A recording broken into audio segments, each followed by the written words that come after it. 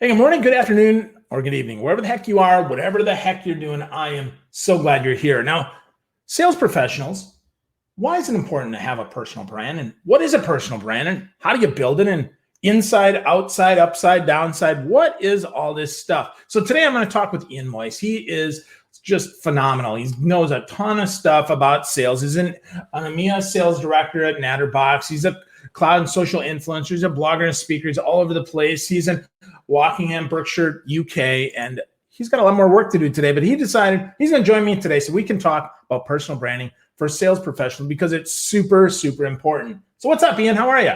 Hey, Phil. Good to speak. Good. And as you say, lucky to be in the position, very busy at this point in time. So I feel for those who aren't, but hopefully we can give some context and advice even for those today that they can make use of this challenging time.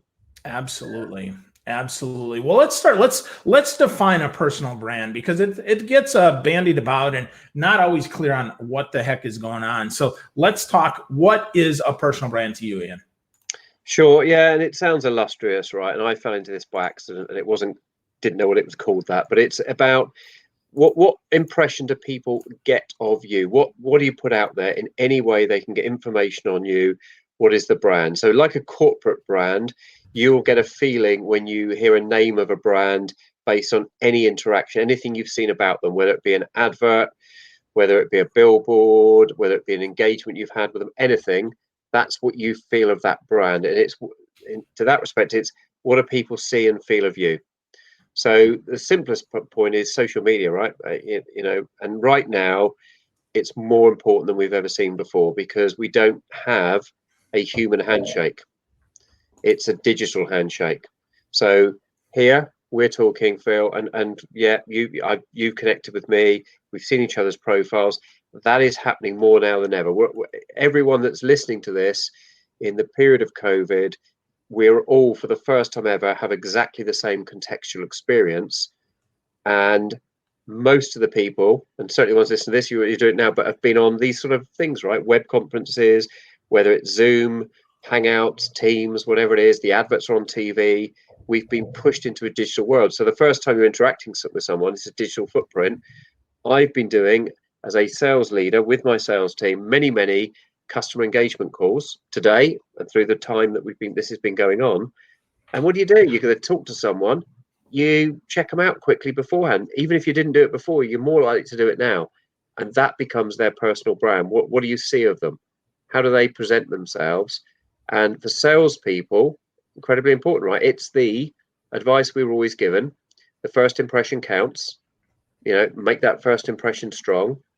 You go in suited and booted or dressed appropriately to the meeting or engagement you're about to have. Well, now that happens before you even speak. So you need to think about what are you going to put across? How are they going to be viewed? And you cannot control how people and when people are going to do that. So if you've got a profile out, if you don't have a LinkedIn profile, you get judged for not having one. And if you do, you get judged for how it appears and what impression does it give them. Because they're prejudging you, not because it's a negative thing, because it's a natural human behavior. We all do it. Whenever you meet someone at a party, at a social event, your brain is kicking off based on your context of what you've experienced. Do you like them? Do you respect them? What's the first? Oh, I don't like the look of them. That it's the way we work, right? Whether you like it or not, whether you want to agree with it, it's what happens. Yeah, it's so important. You talk about suits and boots, and I think of that when I teach LinkedIn, right? I call it you got to get dressed before you get busy. You got to look like someone of value before you go out and you try to prospect, before you have any client meetings, especially now, because if they're not checking you out, well, they didn't do their homework and they're probably not a decision maker. Most decision makers are going to do their homework. They're going to see, so who's on that team? What does this person do? Are they valuable? Are they just someone who's trying to make their quota?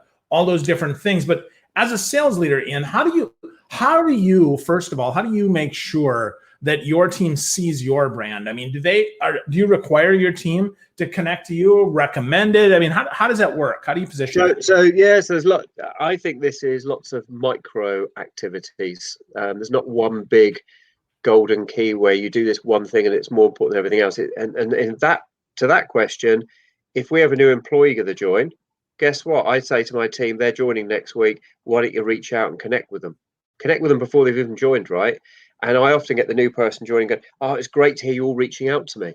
Because it's not right for them to reach out. What are you going to do? Give their personal email out because they haven't got the work one yet or access to it. You're not going to give their personal email out and say, Sue or Bob's joining next week. Go and email them at their personal address, which is it takes an imposition on that individual's privacy.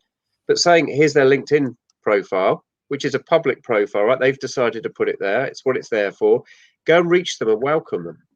And straight away, they feel part of the fold. And by definition, they get a feel for, oh, actually, maybe my social profile's not up to date. And what I do is, as a leader, I always give advice to them, in the kindest way. Someone joined recently and their profile picture was a bit squashed. It was a nice picture, but because of the way it uploaded and the way it sizes it, I said, you need to fix that because I'm viewing it from my perspective. You may not have noticed in uploading it. Oh, that's a good point. Off they go to fix it.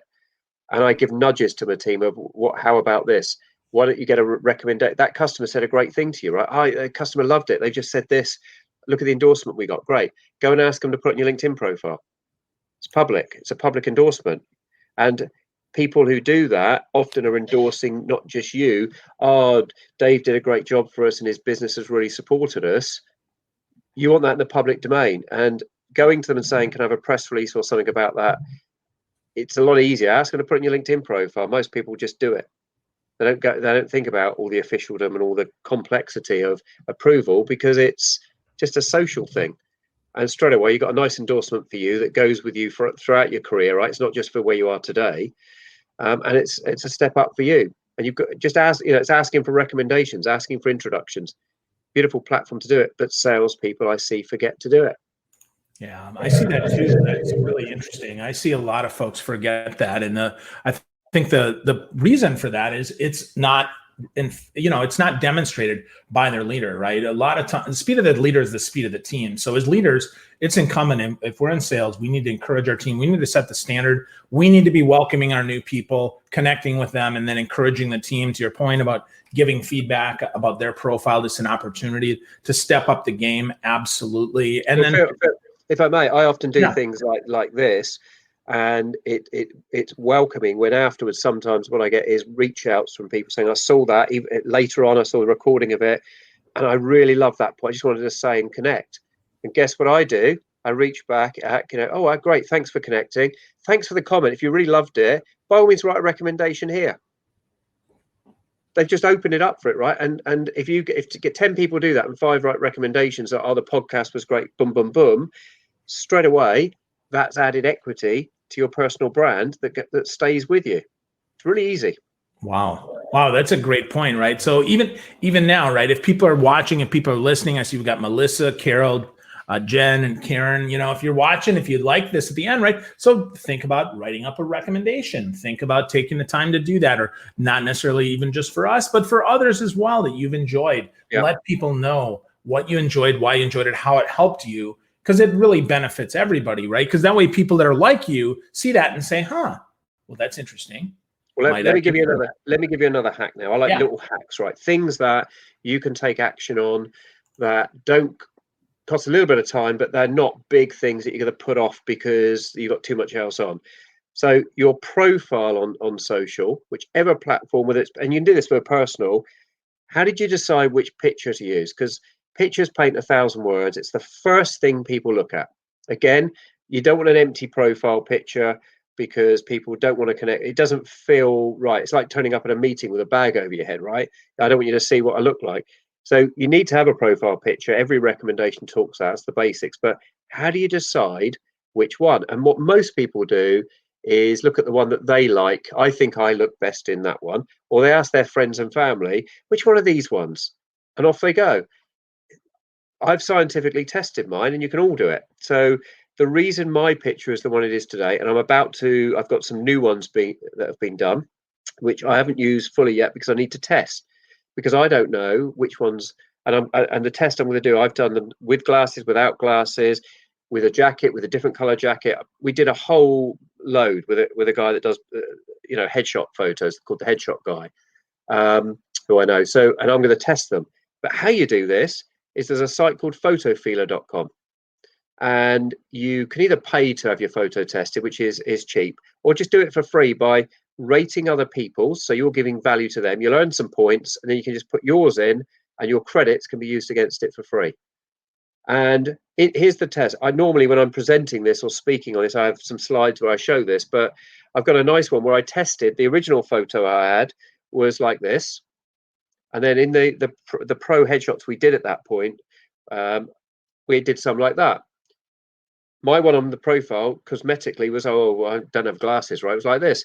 And something twigged at me when I saw this. So I ran the test like this. And with glasses, apparently, to independent people who don't know me, have no context point, don't know my role, job, background, all they see is the photo, and it tests, it gives criteria, and they just click, click, click, and then it aggregates it and tells you, and you get to know which photo do I look the most trustworthy in, the most authentic, the most senior, etc., right? The most influence. And with glasses, my scores came out, same picture, massively higher than without. Now that's not for you and me, Phil, that's for me, right? So you may put your picture on, or someone listening, and find without glasses you get a better result. So it doesn't mean with glasses gets better results. It means for my face, for me, it gets better. I then tested it looking both directions later on. It twigged, actually.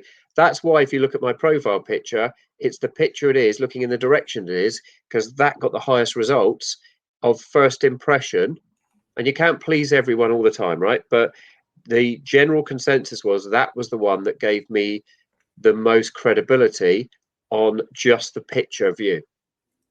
So easy, right? Do something about it. Test your photo and see what results you get. And then you can decide if you want to change it or not, right? But it was such a blatant result for me. It was a no-brainer to change the picture. What do I know? Yeah, absolutely. Well, I think that, we're not the best judge to determine what's best for us. We should absolutely ask for that feedback, and photofeeler.com, great example there, Ian, that can absolutely help us. But what about the rest of the profile, right? What about the banner? What about, Sure. What about our job description? What about our about section? What do we need to go in there? Let's start at the top. Let's start with the banner. Yeah. How many people don't use the banner and they've got the default view? Whether, and let's talk, it doesn't matter which platform. Each platform has a different thing. So often a question I get is, which platform? And my answer is, well, which platform's your audience on? If it's Facebook, Instagram, Twitter, etc. There's nothing wrong with any of the platforms. They all operate in slightly different manner. Think about which platform's most appropriate.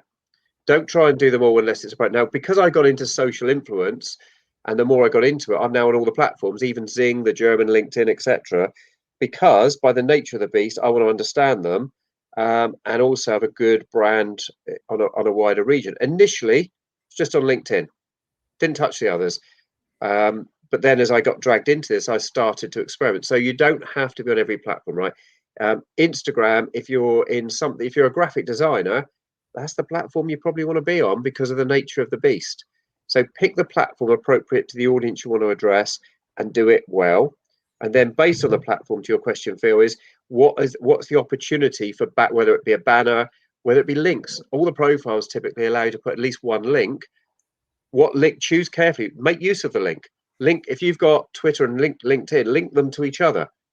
Use the same or very similar photo so that if someone finds you and clicks, it takes you to the other one. Don't let them force them to have to go to the other social platform, search your name, and then look at the profiles with people with your name and go, which one is Ian?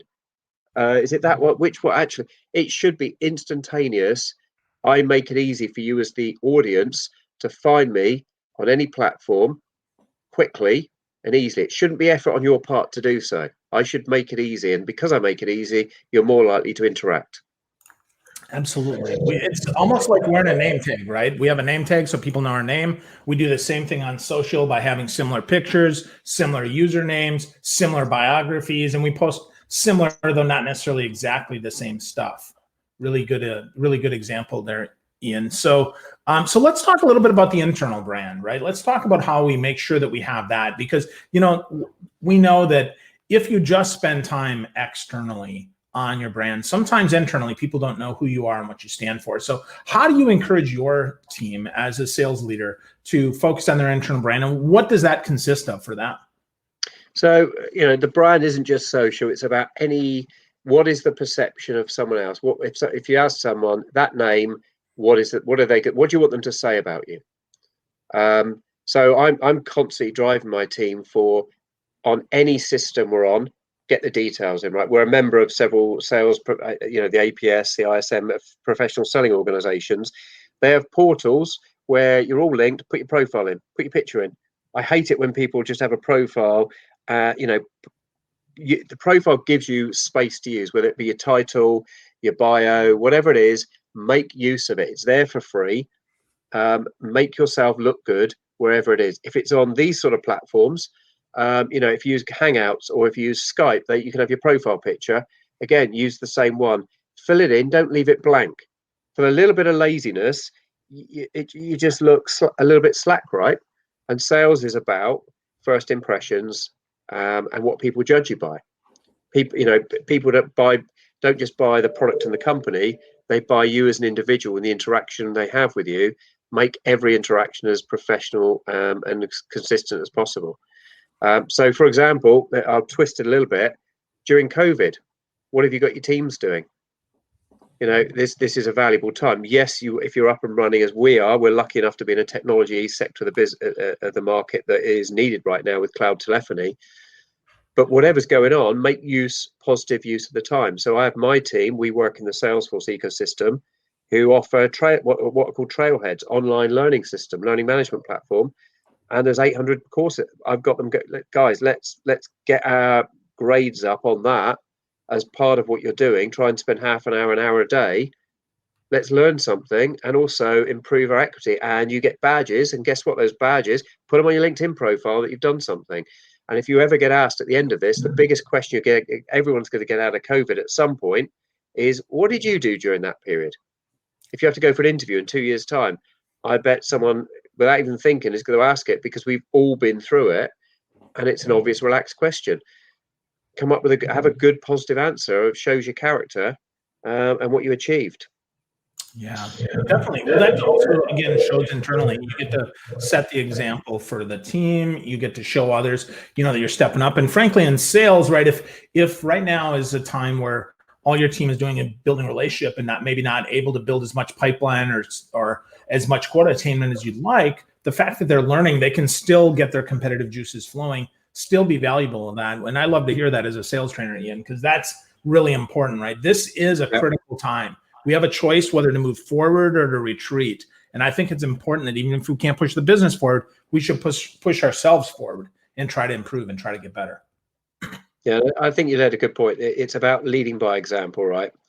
So don't go and ask your team. I've seen people go and get their team to do something they haven't done themselves. So I've gone through the trailhead and I've put my time into it. I'm not asking them to do something I'm not prepared to do myself. I treat myself as part of the team. So if I'm asking you to step up, I'm stepping up myself and I'm doing it first and leading by example. It's pretty basic, though. Yeah, well, pretty basic, but pretty powerful too. It's probably the most powerful thing we can do. So, Ian, as we kind of wrap up here and we're talking about personal brand, what's the first thing that people can do? If maybe it's something you already said, reinforce that, or it's something maybe that you didn't get a chance to say, so people can get started on their pathway to being a better example. Yeah, so I'm going to whack off a few quick hacks. So one is, look at your photo, test it. Don't just rely on what you've done because it's a good photo and you like it.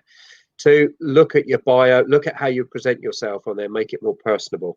A big failure everyone does is makes on the profile tends to make it very factual.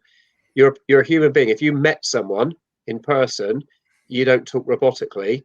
Change your profile from being robotic. So take a look at mine's not perfect. I'm always adjusting and plagiarizing, looking at what others do. But I learned that, and I talk around, at 14, I got into computing, boom, boom, boom. So it's a little bit of a story. The LinkedIn connection, I'll give you a better one there, Phil, so that's correct. But if you want to go to LinkedIn for me, go to ianmoyse.co.uk. If you want me on Twitter, go to ianmoyse.cloud. So there's another easy you can get your own URL really cheaply.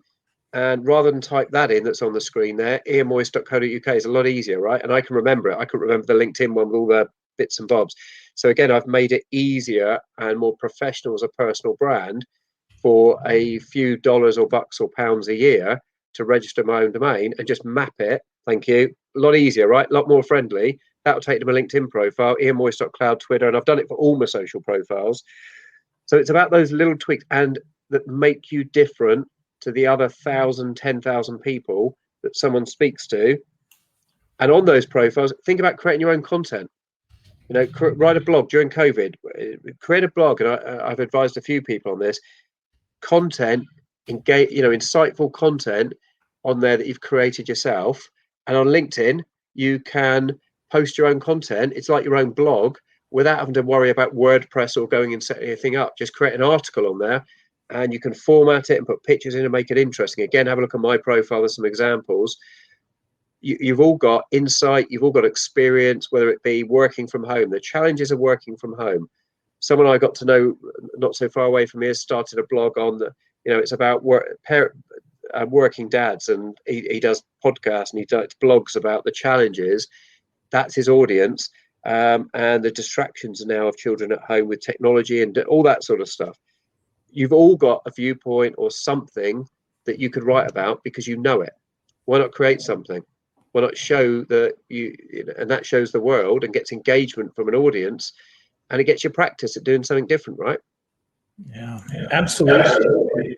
And so last question though is, how long do you recommend that your sales team spends on social each day or each week? That's always a good one, right? Well, it's not an so let me give you this, because I talk on social selling as well, right? And that's the band for not selling your product or service over social. It's using social as a way to get initial engagement with a prospective customer where the old methods aren't working. And then when you get that engagement, you go back to the old methods. So my guidance is, it's not an excuse for not picking up the phone and doing what you always do, right? So if you can pick up the phone, whilst I endorse social selling, Bright, all this stuff, if you can pick up the phone and a prospective customer answer, you can have a real world conversation, do it. Where you can't get to them because they're filtered, and right now, who got the phone, can't get the office, social is a way to engage and start to engage with that person. So that's one way your personal brand needs to be good, because if it looks poor, if you reach out to someone or try and engage, first impression counts. They don't look professional or credible, you've lost the game. But think about, if you're trying to engage with someone on social, look at their content they post, you know, like their content. Maybe if you've got relevant comment to make comment. Not, you should talk to us because we're brilliant, you're selling. It might be, I love the article you just posted or shared, but I didn't agree with that point because I read this. Anything that gets genuine, authentic engagement. So to your answer, how much time? So it's a difficult one. I don't mandate them. What I don't expect is they've spent 12 hours a day just on social media and haven't done anything else, right? It needs to be slotted in. It's a tool in your kit bag, like anything else. It is just another tool in there. So don't always use the screwdriver. Use the hammer where the hammer's the right job to put the thing in the wall. But you don't just use a hammer for everything, right? So it's balancing it. You now have a new tool in the kit bag. Use it where it's appropriate for the job in hand. Absolutely. Absolutely. Good stuff, Ian. So folks, if you're listening, you're thinking, boy, I want some more of this guy, definitely go connect with Ian on LinkedIn. Real easy, ianmoyse.co.uk. Otherwise, check him out on other channels as well. You can connect to everything off of his profile. And if you have more questions about the personal brand and why it's so important, I encourage you, listen to this again, right? It's not about the amount of time you spend, but the way that you use the tool, how you can get that done. So Ian, thanks so much for your time today. I really appreciate learning with you, man. This was really helpful. Pleasure. Thank you. Take care, everyone.